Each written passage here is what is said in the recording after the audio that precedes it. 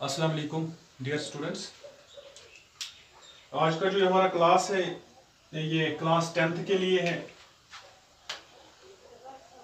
आप सबको पता ही होगा कि हम कौन सा चैप्टर पढ़ रहे थे, मेटल्स एंड नॉन मेटल्स। हम मेटल्स एंड नॉन मेटल्स पढ़ रहे थे, लेकिन लास्ट जो हमारा टॉपिक था प्रॉपर्टीज ऑफ यानी कंपाउंड्स, इससे पहले हमने रिएक्टिविटी सीरीज लिखी थी यहाँ पे, जिसकी वजह से आप देख सकते थे कि कौन सा मेटल रिएक्टिव है, कौन सा मोस्ट रिएक्टिव है, कौन सा लीस्ट रिएक्टिव है। लेकिन आज का जो हमारा टॉपिक है that is occurrence of metal. आज का हमारा जो टॉपिक है that is occurrence of metals. Occurrence of metals means, देख लीजिए, हमने बहुत सारे मेटल्स इस सीरीज में भी भरे हुए हैं। खासकर हमने potassium, sodium, calcium, magnesium, aluminium, ये हमने यहाँ पे भरे हुए हैं। तो इनका नेचर में ये कैसे मिलते हैं आपको, ठीक है। अब यहाँ पे मैंने एक बार फिर रिएक्टिविटी सीरीज बनाई हुई है, इसका भी क्या मतलब बनता है यहाँ पे वो भी हम देख लीजिए।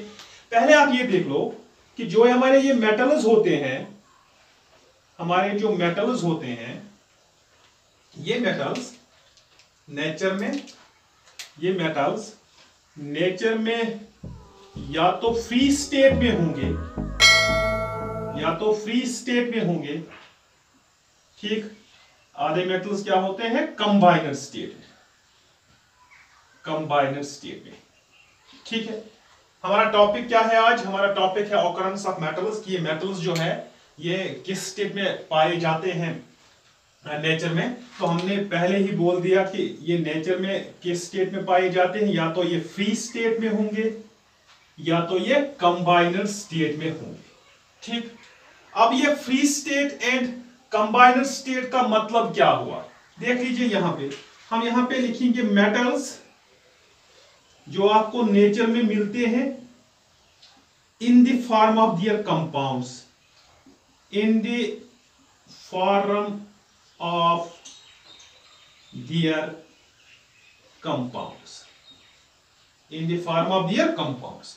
फॉर एग्जांपल, अगर आपको सोडियम मेटल नेचर में ढूंढना होगा तो ये किस शेप में होगा? Sodium chloride, in the form of it is chloride, और you can say in the form of it is compound, in the form of it is compound. इसी तरह अगर आपको आयरन लेना हो तो ये आयरन पाइराइट या हेमेटाइट Fe3O4 इन कंपाउंड्स में प्रेजेंट होगा, ठीक है। दैट मींस यहां पे हमने देखा कि जो हमारे मेटल्स है, ये मेटल्स एक कैटेगरी हमने यहां पे ले ली कि ये मेटल्स कंबाइनर स्टेट में होते हैं। कंबाइनर स्टेट में मतलब या तो ये होते हैं in the form of their oxides, in the form of their sulphides, यहां पे सल्फाइड, यहां पे ऑक्साइड, या in the form of their carbonates, in the form of their carbonates, जैसे कि कैल्शियम कार्बोनेट की बात कीजिए यहां पे, ठीक है, ठीक। तो फिर इस स्टेट को हम बोलते हैं कंबाइनर स्टेट। क्या बोलते हैं हम इसको? Combiner state. अगर आपको ऐसे मेटल्स ढूंढने की कोशिश करनी है नेचर में कि कहां पे ये मौजूद हो, कैसे मौजूद हो, they will be in the form of their combined state. या तो ये ऑक्साइड इनके होंगे, या इनके sulphides in the form of sulphides, या in the form of carbonates etcetera, ये इस यूनिवर्स में प्रेजेंट होंगे, ये इस यूनिवर्स में प्रेजेंट होंगे, ठीक है। और दूसरी कैटेगरी क्या है आपकी? आपकी दूसरी कैटेगरी है फ्री स्टेट। आप इसको दूसरा नाम दे सकते हो नेटिव स्टेट, ठीक। That means free means they does not form oxides, sulphides, carbonates. ये इन कंपाउंड्स की शेप में प्रेजेंट आपको नहीं होते हैं। ये किस स्टेट में होते हैं? फ्री।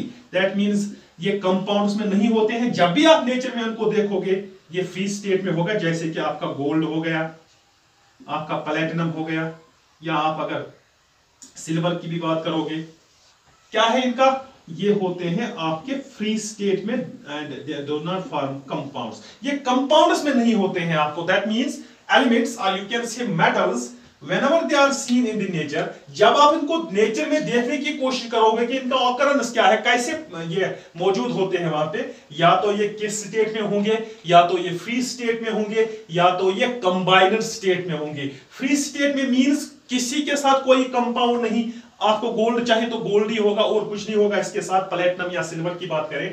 अगर कंबाइनड स्टेट की बात करें, अगर आपको सोडियम चाहिए तो ये सोडियम क्लोराइड, इसमें ये सोडियम होगा in the form of its chloride, और you can say in the form of its compound. Iron देखोगे, आयरन पाइराइड या हेमेटाइट, इसमें ये प्रेजेंट होगा, या कैल्शियम कार्बोनेट में कैल्शियम प्रेजेंट होगा। That means these metals, some of the metals they are present in the nature in the form of या compounds, and some are present in the nature in the free state. In the free state, which is also called what? It's called native state. It's called native state. अब आपको कैसे पता चलेगा कि कौन सा compound आपका फ्री स्टेट में, कौन सा मेटल आपका फ्री स्टेट में अवेलेबल है नेचर में, एंड कौन सा मेटल आपका किसमें कंबाइनर स्टेट में होगा? एक्चुअली हम कहां की ओर जा रहे हैं? हमें एक्चुअली मेटलर्जी पढ़नी है।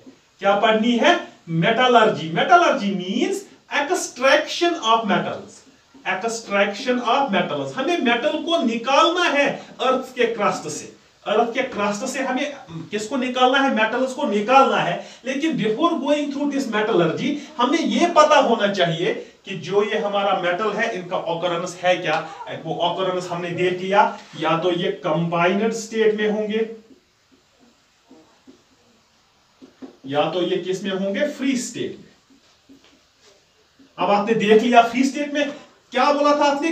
Calcium, potassium, sodium, sodium chloride, आपने आयरन भी देख लिया, आपने कैल्शियम भी देख लिया, एंड इसमें क्या क्या देख लिया आपने? फिलहाल आपने सिल्वर की बात की, प्लेटिनम एंड गोल्ड की बात की आपने, ठीक है। अब देख लीजिए यहां पे कंबाइनर स्टेट की बात जब आप करोगे, ये देखिए ये एलिमेंट्स इसमें आ गए, ये मेटल्स इसमें आ गए। जरा चेक कीजिए आप, जो आपने रिएक्टिविटी सीरीज बनाई थी, ये जो है ये मेटल्स जो कंबाइनर स्टेट में आपको मिलेंगे, ये ऊपर है कि नीचे है? देख लीजिए यहां पे पोटेशियम, सोडियम, कैल्शियम, आयरन, या आप मैग्नीशियम भी ले लीजिए यहां पे, ठीक है। That means they are present on the upper side of this reactive series। और मैंने उस वक्त बोला था कि जो ऊपर की तरफ होंगे रिएक्टिविटी सीरीज में, उनको आप बोलोगे most reactive metals. Most reactive metals ये कहां तक आते हैं आपके? ये अल्युमिनियम तक आते हैं, most reactive metals. And aluminium, zinc से लेके आयरन तक, लेड तक, इनको आप बोलते हो मॉडरेट रिएक्टिव मेटल्स। एंड जो लास्ट पे है आपके प्लेटिनम एंड गोल्ड, इनको लीस्ट रिएक्टिव, एंड इसको क्या बोलते हो? Less reactive. किसको? कॉपर से लेके सिल्वर तक, इनको आप बोलोगे लेस रिएक्टिव। अब ये बात यहां पे समझिए, जैसे ही आप कैल्शियम, पोटेशियम, कैल्शियम, सोडियम, इनकी बात करूंगा मैं, जैसे ही आप इनको नेचर में देखने की कोशिश करोगे, ऑलरेडी आपको पता है they are most reactive metals.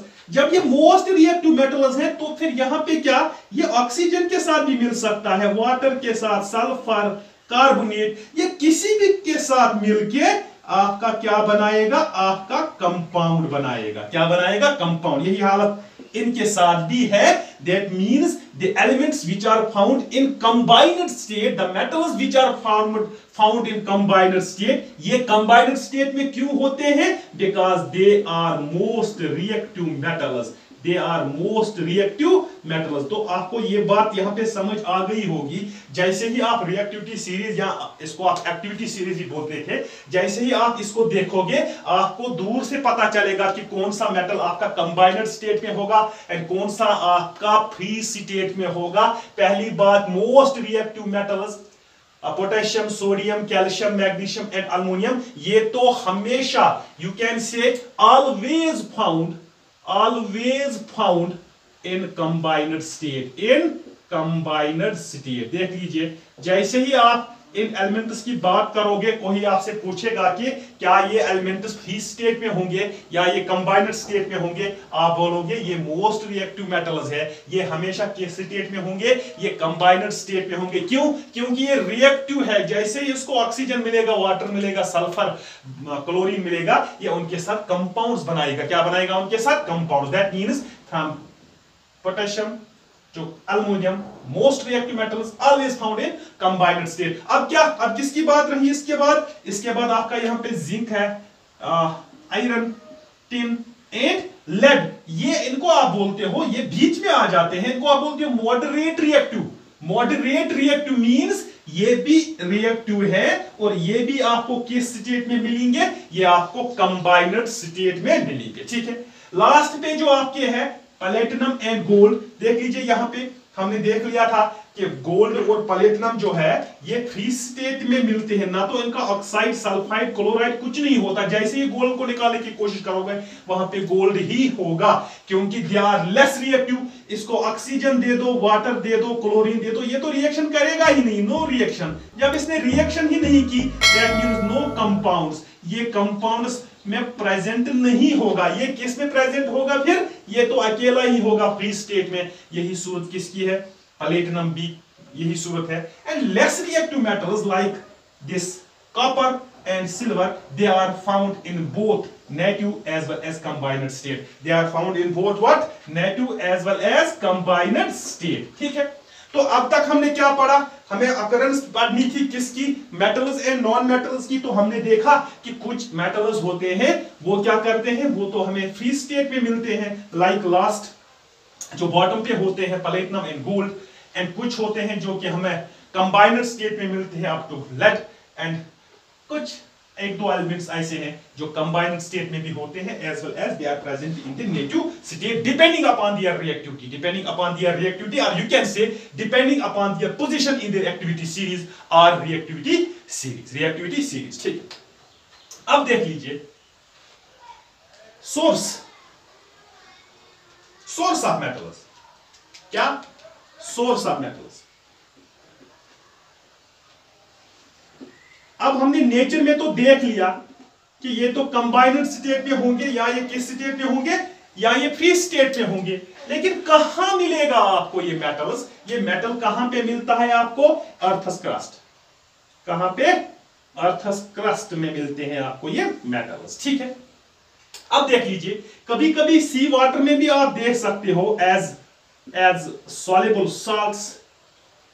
Salts, लेकिन किसका, एक तो potassium, sodium, magnesium etcetera as KCl, NaCl, MgCl2।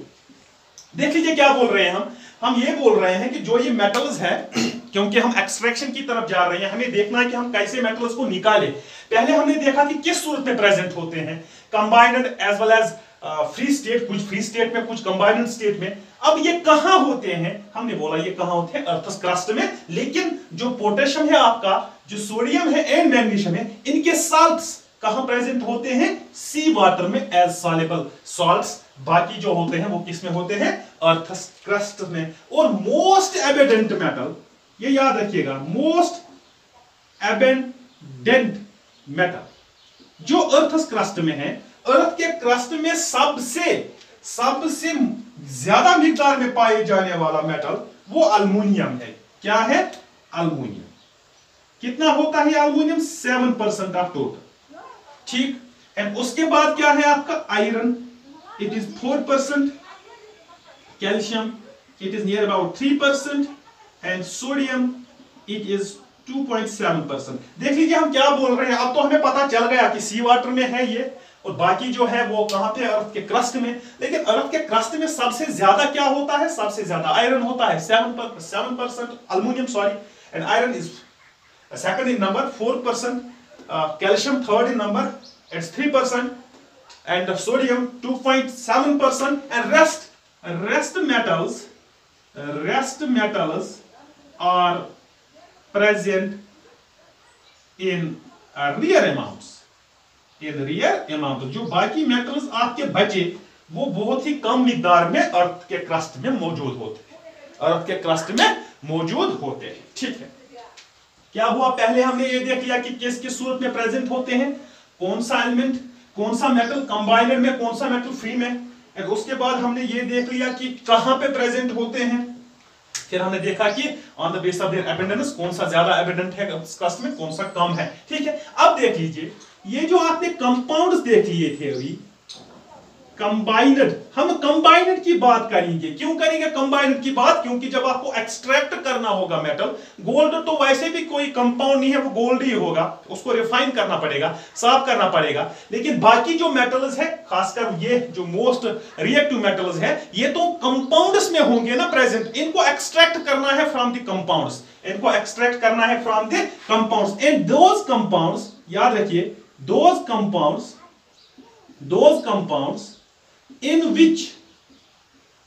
compounds in which metal exists, is called, we can say, or called minerals, ये बात याद रखिए। क्या बोल रहे हैं हम?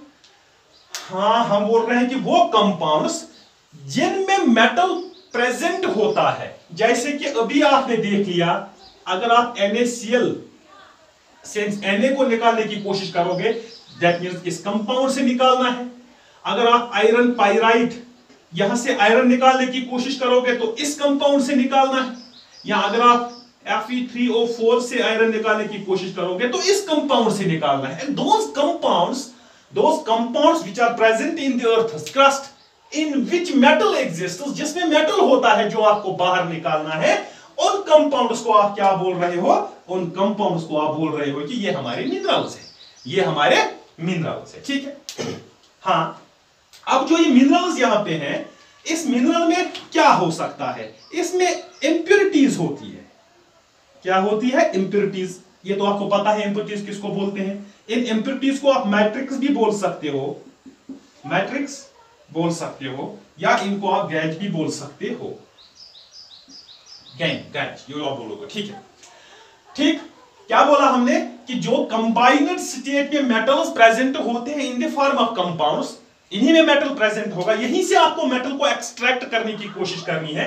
इन कंपाउंड्स को आप बोल रहे हो कि ये क्या है? मिनरल्स है, ये क्या है? मिनरल्स है। ठीक है। लेकिन और एक टर्म यहां पे यूज होती है मेटलर्जी में, and that's called ore. That's called ore. आपने सुना भी होगा, ज्योग्राफी में भी ओर के बारे में सुना होगा, मिनरल के बारे में सुना होगा। लेकिन व्हाट हम यहां पे ये देखेंगे कि ये मिनरल और इनमें डिफरेंस क्या है। साथ साथ इंप्योरिटी बोला हमने, मैट्रिक्स बोलते हैं। इंप्योरिटी क्या होती है? अर्थी। ठीक है, कुछ सॉइल के पार्ट्स होंगे इस मिनरल में, या सैंडी। ठीक है, ठीक। That means there are some impurities present in minerals and those are called matrix, and साथ साथ दूसरा जो हमारा पॉइंट है that is ore। अब हमें ये डिफाइन करना पड़ेगा कि ore है क्या। मैं यहां पे एक पॉइंट लिख रहा हूं, मैं लिख रहा हूं all ores are minerals। that means जो हमारी ये ores होते हैं, ये एक्चुअली क्या होते हैं? ये मिनरल होते हैं। मिनरल क्या होता है? It is a compound in which metal exists। लेकिन अगर आपने इसका नाम मिनरल ऑलरेडी दे दिया, अब आपने और क्यों लिखा यहां पे? इसका एक वजह है, देख लीजिए क्या वजह है इसकी। फॉर एग्जांपल, हमने अभी देख लिया कि आयरन पाइराइट एक मिनरल है, किसका? आयरन का। एंड दूसरा देख लिया हेमेटाइट, या हेमेटाइट ये वाला, ये किसका? वो ये मिनरल है, ये भी मिनरल है आयरन का। दैट मींस आप आयरन यहां से निकाल सकते हो, एक्सट्रैक्ट कर सकते हो, या आप आयरन यहां से निकाल सकते हो, दोनों से आप आयरन निकाल सकते हो। लेकिन अगर मैं यहां पे बोलूं कि जो ये आयरन पाइराइट है, अगर आपको मेटल, कौन सा मेटल? आयरन एक्सट्रैक्ट करने में 50,000 लग गया, फॉर एग्जांपल, आपको जो अपने मेटलर्जिकल ऑपरेशन, मेटलर्जी किसको बोली हमने? मेटलर्जी बोली the process by which metals are extracted from their ores, metals are extracted from their ores. ये जो आपने प्रोसेस की इस आयरन पाइराइट पे, फॉर एग्जांपल, आपको खर्चा आ गया कितना? 50,000, और वहां से आपका जो आयरन निकल गया वो सिर्फ 40,000 का निकल गया। मुझे बोलिए, क्या ये प्रोसेस बेनिफिशियल है? आपने यहां से 50,000 खर्च किए और वहां से माल जो आपका निकल गया कम मेटल, दैट इज 40,000 उसका rate. That means you will not select this, क्योंकि यहां पे तो आपका नुकसान हो रहा है। अगर आपने यही 50,000 पे हेमेटाइट में लगा लिए और वहां पे जो आपका आयरन निकल गया that is in big amounts, that means आपको 1 लाख का फायदा आ गया, 1 लाख का आयरन निकल गया, 50,000 फायदा आ गया। अब आप खुद चेक कीजिए, ये दोनों क्या है आपके, ये दोनों आपके मिनरल्स है, लेकिन आपको आयरन निकालना है तो किससे निकालोगे, आप इससे निकालोगे, हेमेटाइट से, क्योंकि ये जो आप प्रोसेस यहां पे करोगे this process is beneficial, this process is beneficial, ठीक है। तो फिर और क्या होता है, ये तो और बन गया, अब क्या बन गया, और ये दोनों मगर क्या है, ये दोनों है मिनरल्स। तभी मैंने बोला ऑल ओर्स आर मिनरल्स। अगर और की डेफिनेशन देनी हो हम ये लिख सकते हैं, it is the mineral, it is the mineral from which, it is the mineral from which metal can be extracted,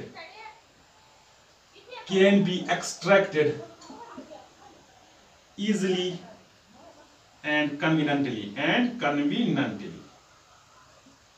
that means आप क्या कर रहे हो यहां पे, ये तो मिनरल ही है, ये जो ओर है आपका ये मिनरल ही है, या आप ये लिख सकते हो it is the mineral selected for, it is the mineral selected for metallurgical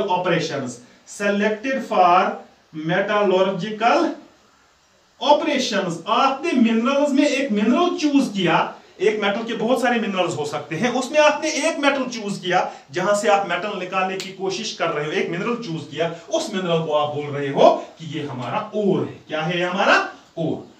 point लिखा था मैंने, आर ओर्स आर मिनरल्स। देख लीजिए जो भी मिनरल आप सेलेक्ट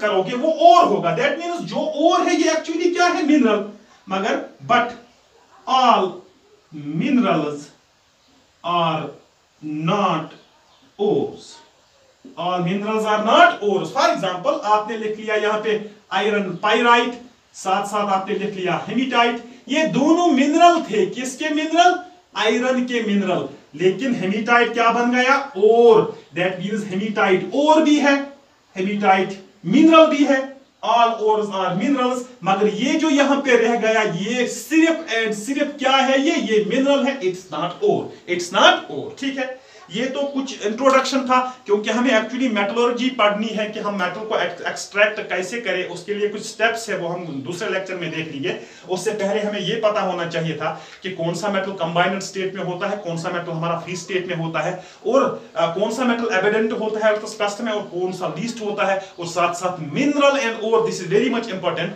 इन दोनों के दरमियान डिफरेंस। क्या डिफरेंस, हमने बोला जो भी कंपाउंड है जिससे करते हो, जिससे आप मेटल निकालते हो कन्वीनियंटली या इजीली आप बोल सकते हो, उस मिनरल को आप बोल रहे हो ये ओर है, ठीक है। कल हम मेटलर्जी स्टार्ट करने वाले हैं। टिल देन अल्लाह हाफिज़, हैव अ गुड डे।